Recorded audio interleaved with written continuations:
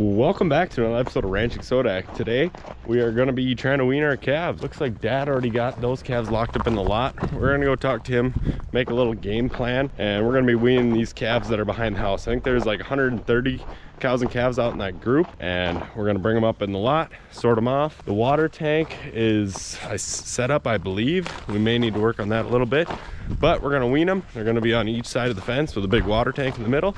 Should be good, and we're going to get after it.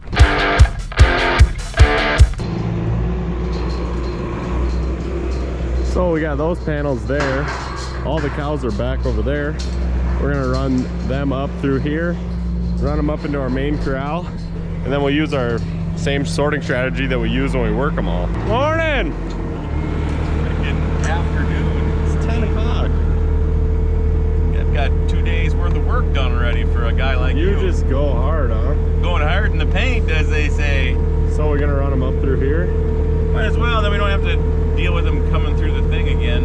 Yep. Then we'll just set up a couple of sorts, and I want to just sort the cows off the calves, and then the dink calves we can maybe try to put in that pen there. So I'm gonna go down and chain these panels up.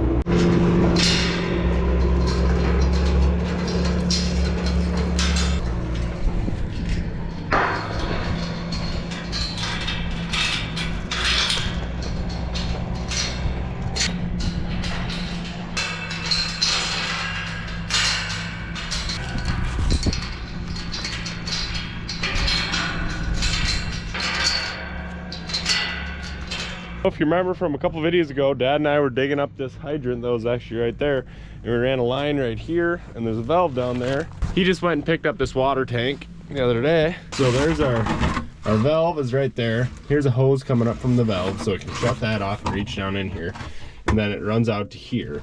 So that's where we're gonna have a float, and I think there's gonna be a big wooden box built on top of this, I believe, to keep that float insulated and warm in there. And we're also probably going to run another one of those aerators that we have on our other water tanks, a little bubbler in there, and that's going to keep that water open when they're not drinking at night, or if there's any downtime. It'll keep a little hole open when it's cold out.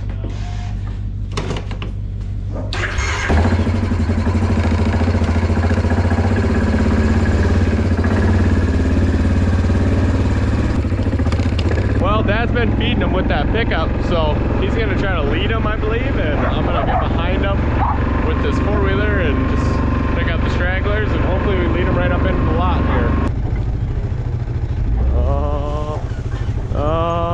Alright, now grab it.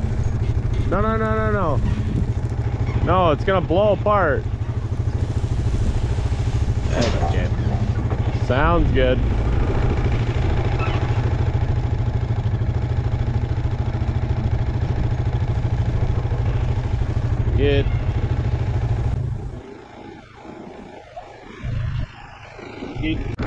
I'm at the back of the herd right here. There's where we're going, right along the backside of those trees up to the gate. Dad, he's bumming down there with the bale right now, so he's gonna lead them through. Been getting a lot of likes and views on the last couple of videos, so I really appreciate you guys for doing that. And if you want to help support the channel, just hit that like button and watch the end of the video. Thank you guys. Well, here's a little look at the mats. Dad's been feeding up here a lot, as you can tell, and these mats are starting to stick in place. They're hanging in there tough, and you'll see over time this edge is going to wear way down. We've had pretty good weather, and the dirt's been hard, so no snow or moisture really. So it's been good. I mean, it would be good on just dirt right now, but as the winter goes on and ice forms and stuff, I think these mats are going to do the trick and really hold those cows in place up there and be safe on top of this hill and not be slipping in the mud. And it shouldn't be a big mess right by the feed, so it should be good. Up.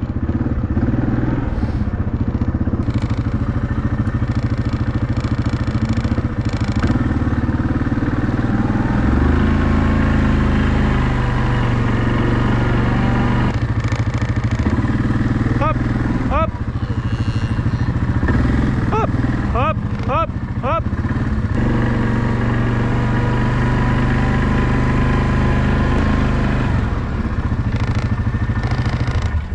All right, we got them all in there. Let's close the gate and then make a little plan and sort them off. Well, we're gonna use our same sorting pen strategy that we've used when we work these calves with that high gate. We're gonna run cows obviously through here. The cows will shoot out here. Any calves that make it by that first L with the high gates, they'll be going through the screen gate out to where they just came from. So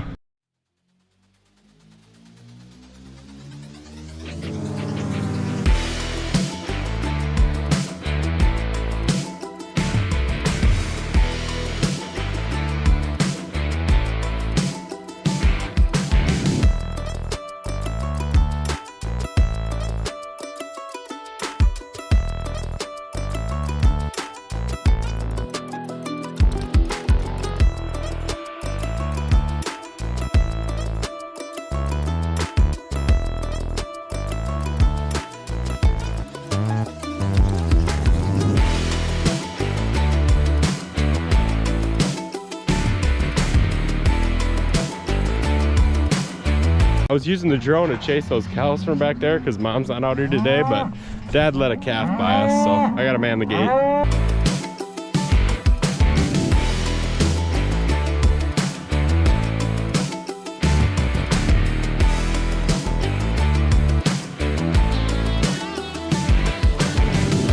Well, we let a cow out down here and where the calves are supposed to go, so we gotta go get her. I'll bring the drone down. See if I can't get her with that.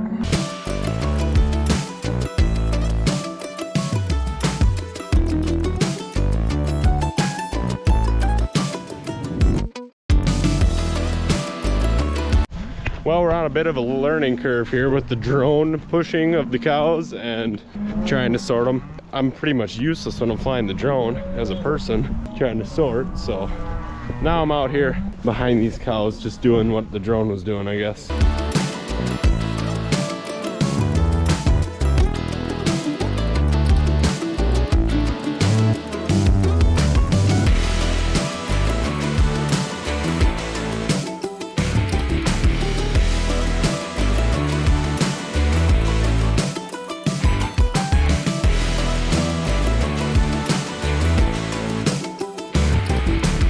Did you lose any more? Did you lose any more calves? Just that one little white one? Okay, well, this is what we got left right here.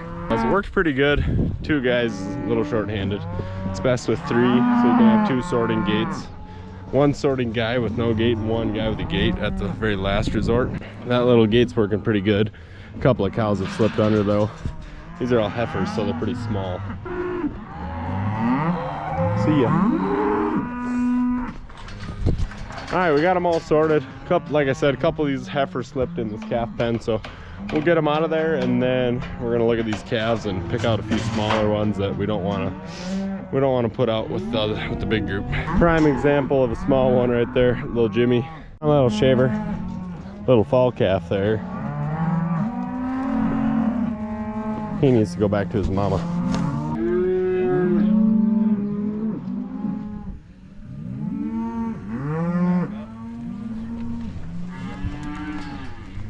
Yeah.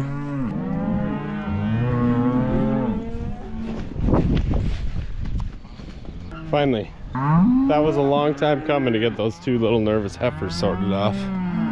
It's probably why they ended up in the calf pen. Sometimes you'll get that with those heifers that they had their first calf and they're just calves themselves really. And they still think like a calf and they like to be in the middle of the little herds. Oh, oh, oh, oh! Holy crap. Good Lord. And some of them just like being wild. Alright, we're letting a couple of our 30 good calves out right now. We sorted through those, hand-picked a couple of the small ones out. And we still gotta sort through this group back here and pick some of the small ones out of there too. It's getting warm, I like this. November 29th weather. It's pretty good.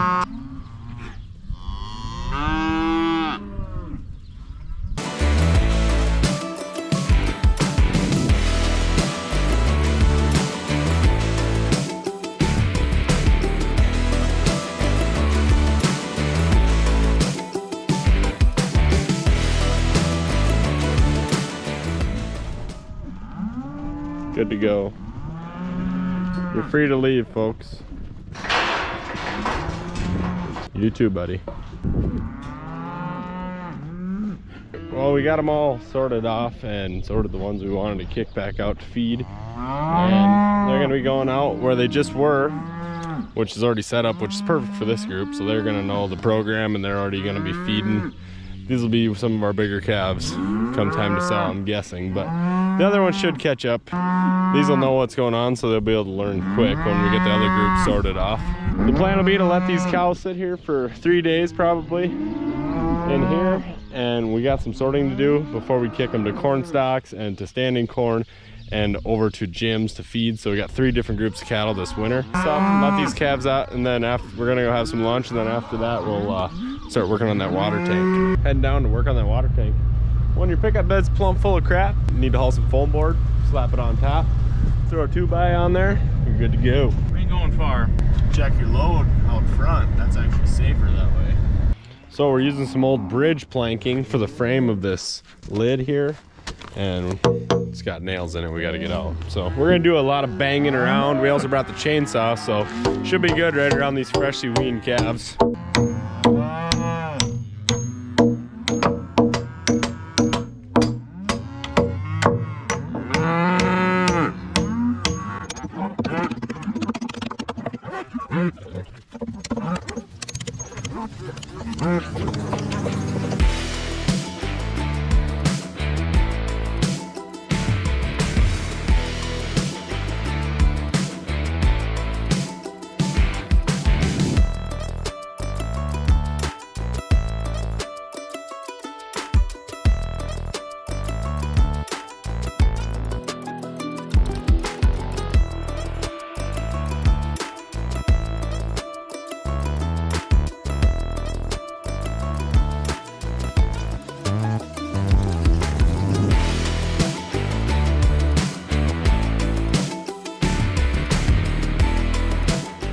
All right, we got our 6 bridge planks laid out here. We're still trying to figure out how many to do on each side, because we need one of these to cut up and use as a stringer across here.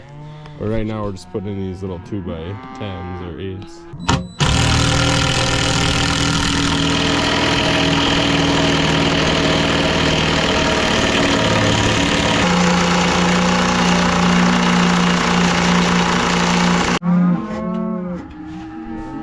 I got her on the knee. Just let me know when. Good. Are you an inch over? No. Well, I guess I left it a little bit crooked because I want to have some more room for my hand to get in here. Good then? Yep.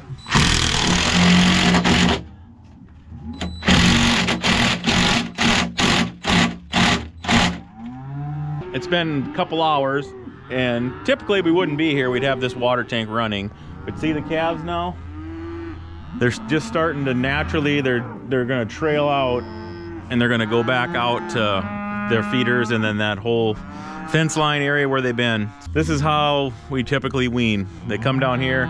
Typically then I'd let the cows out there in the pasture, and then the cows would go up on that hill, and when they start going up on the hill, then the calves go up. But this is fine too. There's only 120 head in this deal, so there's plenty of room.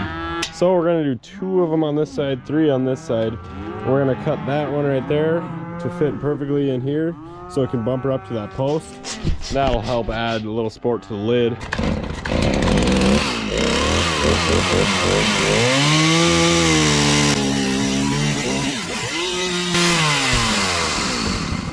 Emma!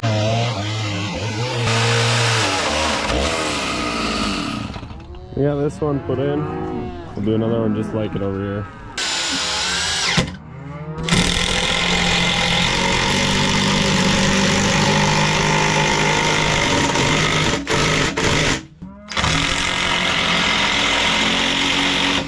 This is as far as we're gonna make her today.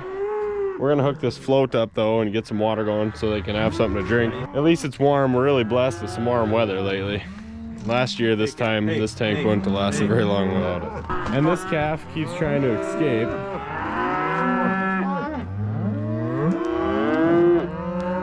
And don't come back. That's dumb. if I drop the post. See ya! Great.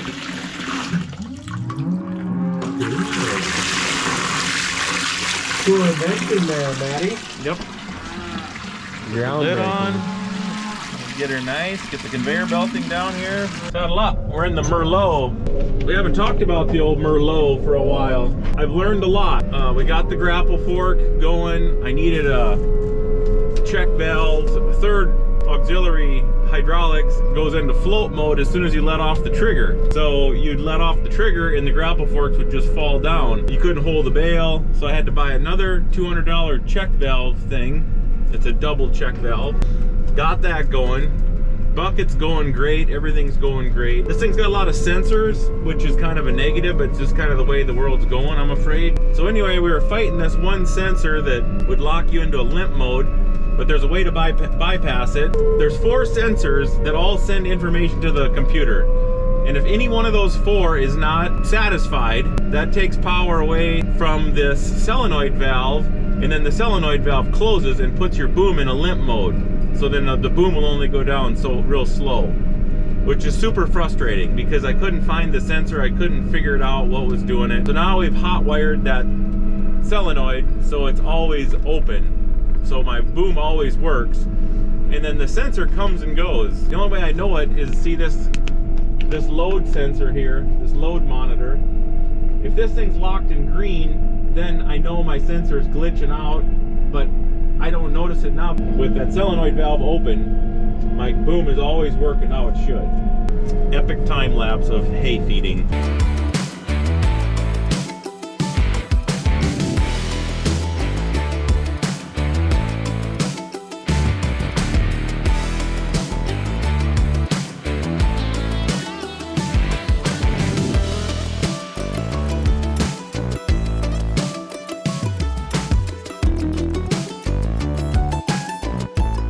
Thanks for tuning in. Keep that gullet open, fellas. It's weaning season. We'll catch you on the next one. Peace.